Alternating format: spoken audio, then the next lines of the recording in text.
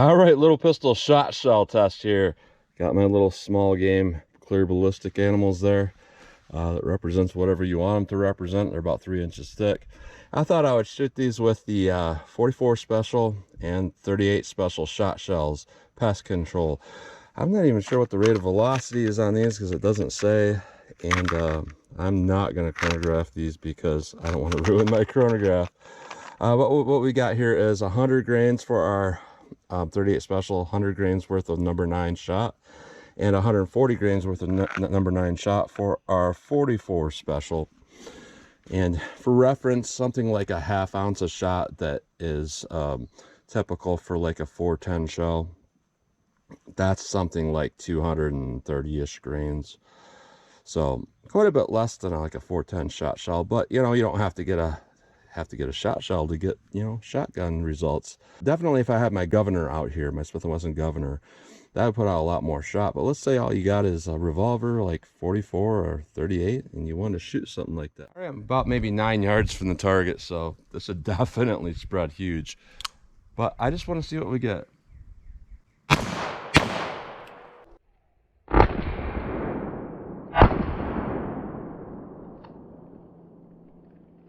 So with 2 shots of that, which would be, you know, 200 grains, and 2 shots with a 44, which I'm going to do would be 280 grains, almost 50% more. But what we can see is I got a mark all the way from the top here all the way down to the bottom here of about, I don't even remember how big this target is. I think it's like 30 inches from here to here.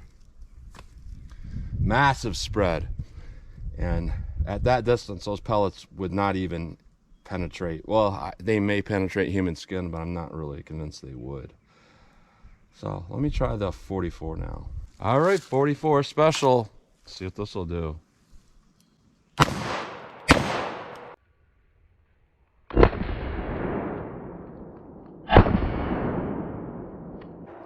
We'll take a closer look. There's a lot of big pieces of the cup. It looks like here, here, here, and here.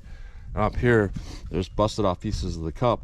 And it does look like we are concentrating just a little bit more in a smaller area here. We got some that rose up, but most of them are kind of concentrating a little bit better, closer in one tighter area. All right, I want to do something here. I want to put some of this in this stagnant water here. Normally, I'd say that's not really a safe thing to do, but this stuff isn't going to travel far. There's not really much in the way of wildlife that gets in here. I just want to see one time what our 38 will do. And that water, right in the middle of that water right there is probably 10 yards away. So let's see what we get.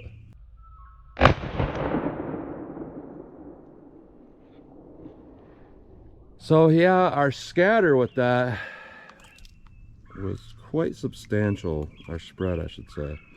We're looking at something like maybe a 7-yard spread. 44 special. Let's see what this will do.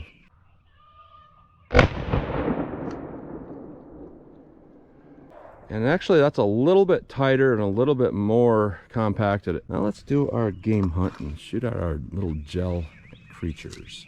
All right, so for this I'm gonna get really close. This is really the intended distance here. Yeah, about 3 yards from where I'm gonna stand. Something like a snake pops up and somebody wants to take that out. So here's our 38.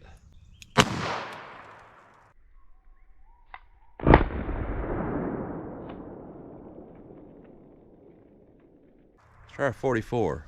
All right, 44. Let's take a look at those.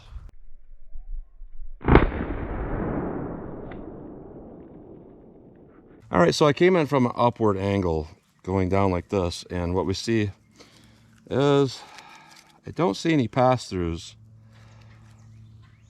and I see the wad here of our 38, and they're about halfway in this 3-inch block, so 1.5 inches.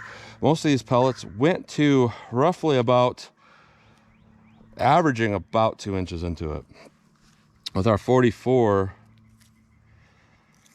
you know, I don't really see any difference other than, well, not really any difference. Other than what we saw before is it looks like it's more concentrated in one area. As when we look at our 38, it spreads out immediately. So it looks to me like the 44, it just keeps that payload together a little bit further out. So compared to 44 and 38 special with this, there is some definite differences. You know, I thought the differences would equal out to be almost exactly the same, and they do kind of in a way. It's just what we're kind of seeing here is that with the 44, with that more payload there, it doesn't just put more out all over evenly.